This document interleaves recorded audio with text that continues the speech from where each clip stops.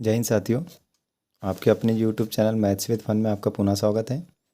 जैसा कि मेरा पिछला वीडियो में मैंने बहुपद के बारे में आपको बताया था, जिसमें हमने बात करे थे एकपदी, द्विपदी, त्रिपदी, बहुपदी के बारे में हमने क्या कह रहे थे, चर्चा किए थे और उन पर आधारित कुछ सवालों को हमने देखे भी थे और हमने परिभाषाएं बताए थे कि इंग्लिश में मोनो को एक कहा जाता है, दो को डाई कहा जाता है, तीन को ट्राई कहा जाता है।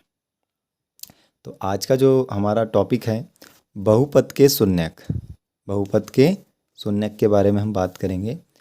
तो आपको चर के मान के आधार पर हमें समीकरण को सॉल्व करना रहता है या बहुपद को। तो जैसे आपको बताया कि चरों के दिए गए मान पर नीचे दिए गए प्रत्येक बहुपद का मान ज्ञात कीजिए। ठीक है, पहला सवाल क्या बोल रहा है आपका, x बराबर 1 पर पी एक्स बराबर 5x² माइनस 3x प्लस 7 का मान ज्ञात करें।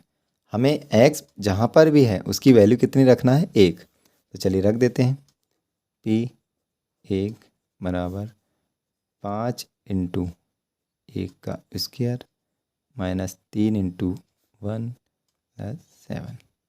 इसको सॉल्व कर लेते हैं।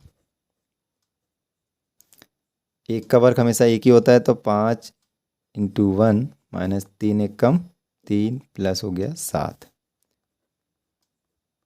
5 एक कम 5 माइनस 3 प्लस 7, P1 5 में से 3 घटाएंगे तो 2 प्लस 7।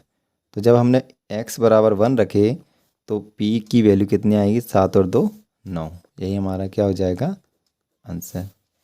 दूसरा सवाल देख लीजिए, क्या बोल रहा है वो, y बराबर 2 QY बराबर 3y की power 3 minus 4y plus root के अंदर 11 का मान ज्ञात करना है।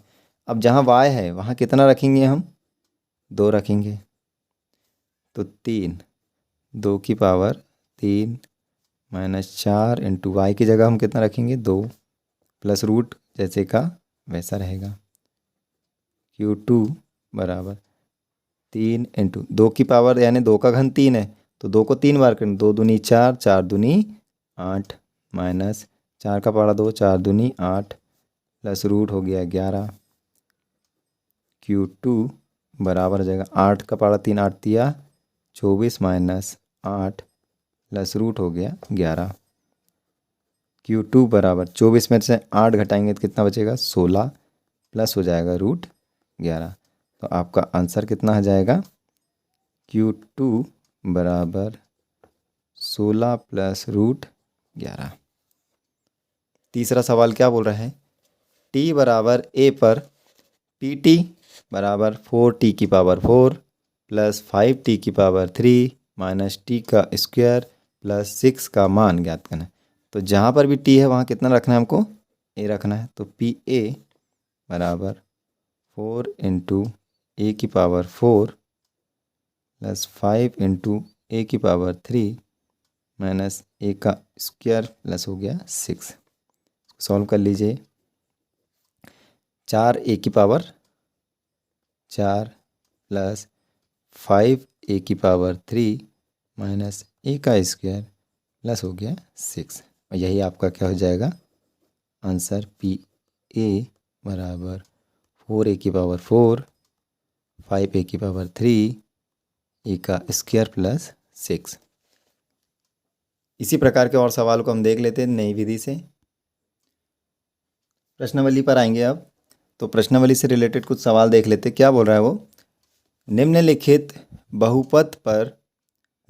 पर बहुपद 5x माइनस 4x की पावर 2 प्लस 3 के मान ज्ञात कीजिए। और चर हमको दिया है x बराबर 0, x बराबर -1, x बराबर 2। तो यहाँ पहले बहुपद देख लेते हैं, हम क्या दिया हमको, बहुपद 5x माइनस 4x का स्क्वायर प्लस कितना दिया है, 3। तो कैसे करेंगे इसको देख लेते हैं। पहले रखेंगे हम x बराबर 0 पर, तो जहाँ पर भी x आएगा वहाँ कितना रखेंगे हम, 0। तो 5 इंटू ये हो गया 0 माइनस 4 इंटू 0 का स्क्वायर प्लस हो गया 3। तो 5 का गुणा जब हम जीरो में करें तो 5 शून्यम शून्य माइनस 4 शून्यम शून्य प्लस कितना हो गया 3। तो शून्य में से शून्य गया तो शून्य ही बचा, शून्य प्लस 3, अर्थात कहने का मतलब x बराबर 0 पर मान कितना आया, मान आया हमारा 3। अब उसी प्रकार हम दूसरा क्या उसी का x बराबर -1 रख लेते हैं, x बराबर -1। तो देख लेते हैं x बराबर -1 रखने से क्या आता है। तो 5 इंटू एक्स की जगह कितना होगा -1 -4 -1 का स्क्वायर प्लस हो गया 3। तो 5 का गुणा जब 1 में करेंगे तो 5 एकम 5, लेकिन ऋण आएगा माइनस वाला। तो -1 का स्क्वायर हो गया 1, माइनस हो गया 4 प्लस हो गया 3। देखेंगे आप ये माइनस माइनस वाली संख्या हमेशा जुड़ती है, तो चिन्ह का आएगा माइनस, 5 और 4 कितना हो गया 9 प्लस हो गया 3। अब यहाँ पर बड़ी 3 में से 9 तो नहीं गया, तो 9 में से 3 घटाएंगे तो 6 बचेगा, लेकिन चिन्ह आएगा माइनस का। क्यों? क्योंकि संख्या जो है बड़ी संख्या के सामने माइनस का चिन्ह है क्या, तो माइनस हो गया x बराबर -1 पर कितना मिला हमको आंसर -6। इसी प्रकार तीसरा देख लेते हैं x बराबर 2 पर। तो अब जहाँ पर भी x आएगा वहाँ 2 रखेंगे। देखिए 5 गुणित 2 माइनस 4 गुणित 2 का स्क्वायर प्लस हो गया ये 3। तो 5 दूनी 10 माइनस 4 गुणित 2 का वर्ग कितना हो गया 4 प्लस हो गया ये 3। 10 माइनस 4 चौ 16 प्लस हो गया ये 3। 10 माइनस 16 और 3 कितना हो गया 19। अब यहाँ बड़ी संख्या क्या है हमारी, बड़ी संख्या 19, तो 19 में से 10 गया तो कितना बचेगा 9, लेकिन चिन्ह का क्या आएगा माइनस का। क्यों? क्योंकि बड़ी संख्या के सामने चिन्ह है माइनस का। तो आंसर हो गया x बराबर 2 पर -9। शायद आपको सवाल समझ में आया होगा। इसकी और एक विधि देख लेते हैं, और सवाल देख लेते हैं। अब हमें मान ज्ञात करना है P0, P1 और P2 के लिए। तो पहले 3 स्थिति आएगी P0 के लिए। अब जहाँ पर भी y है वहाँ हमें कितना रखना पड़ेगा, पहले 0। तो P0 बराबर 0 का स्क्वायर माइनस 0 प्लस 1, 0 का स्क्वायर मतलब 0 माइनस 0 प्लस 1, आंसर कितना आया 1। P0 पर आया 1। अब हम किसके रखेंगे P1 के लिए, मतलब P1 के लिए। अब जहाँ पर भी y है वहाँ कितना रखेंगे 1। तो P हो गया 1 बराबर, ये हो गया y का स्क्वायर मतलब ये हो गया 1 का स्क्वायर माइनस 1 प्लस 1, 1 का स्क्वायर 1 ही होता है, माइनस 1 प्लस 1। देखिए -1 से +1 कट गया तो क्या बचा हमारे पास 1। तो P1 के लिए भी स्थिति क्या आई, 1 ही आई। अब हम तीसरी स्थिति लास्ट P2 के लिए देख लेते हैं। P2 के लिए देखेंगे तो देखेंगे अब जहाँ पर भी y है वहाँ कितना रखेंगे 2। देखेंगे P2 बराबर 2 का स्क्वायर माइनस 2 प्लस हो गया 1। 2 का स्क्वायर कितना होता है 4 माइनस 2 प्लस 1, 4 में से 2 गया कितना बचेगा 2 प्लस 1 बराबर 3। तो P2 के लिए कितना आया 3। अलग अलग स्थितियों में अलग अलग आ रहा है। तो आंसर के लिखेंगे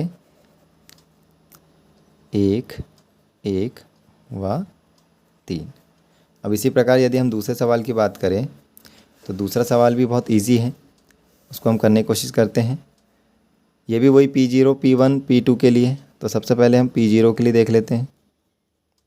अब T जहाँ पर भी है वहाँ कितना रखेंगे P0, 2 प्लस T का मान हो गया 0 प्लस 2, T का स्क्वायर मतलब 0 का स्क्वायर माइनस 0 की पावर 3। तो P0 बराबर 2, ये तो 0 हो गया, 2 का पहाड़ा 0 में करेंगे 0 का 0 और 0 का 0। तो P0 के लिए आगे कितना 2। अब P1 के लिए कर देते हैं। तो P1 के लिए करेंगे, अब T जहाँ पर है वहाँ रख दीजिए 1। तो देखिए 2 प्लस T की जगह 1 प्लस 2, T का स्क्वायर मतलब 1 का स्क्वायर माइनस 1 की पावर 3। तो 2 प्लस 1 प्लस 1 का स्क्वायर कितना 1 ही होगा, तो 2 1 जा 2 माइनस 1। 2 और 1 कितना 3, 3 और 2 5, 5 माइनस 1, 5 में से 1 गया तो कितना आया 4। P1 के लिए कितना आ गया 4। हमारा लास्ट रह गया है P2 के लिए। P2 के लिए करेंगे तो P2 बराबर 2 प्लस, अब T की जगह कितना रखेंगे हम 2 प्लस 2 इंटू 2 का कितना हो जाएगा स्क्वायर माइनस 2 की पावर कितनी हो गई 3। देखो 2 और 2 कितना हो गया 4 प्लस 2 का वर्ग हो गया 4, 4 दूनी 8, 2 की पावर 3 मतलब 2 का घन 3, 2 दूनी 4 दूनी 8। तो देखेंगे 8 और 4 कितना हो गया 12 माइनस 8, और 12 में से 8 गया कितना बचा 4।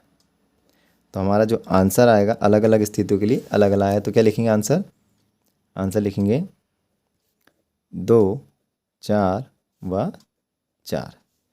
आशा करता हूँ आपको ये विधि समझ में आई होगी।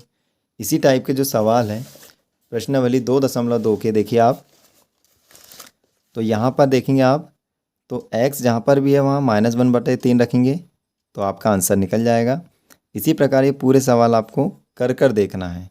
अगर नहीं बने तो मैं अगले वीडियो में इन सवालों को और डालूँगा, तो प्लीज़ इसे ज़्यादा से ज़्यादा आपको देखना है। और आशा करता हूँ आज का वीडियो आपको पसंद आया होगा। प्लीज़ मेरे इस वीडियो को लाइक शेयर करें एंड कमेंट्स करना ना भूलें, सब्सक्राइब करना ना भूलें, क्योंकि आने वाले जो नोटिफिकेशन है वो आपको सब्सक्राइब के थ्रू ही मिलेंगे। तो प्लीज़ मेरे इस वीडियो को ज़्यादा से ज़्यादा शेयर करें एंड कमेंट्स करें। Thank you.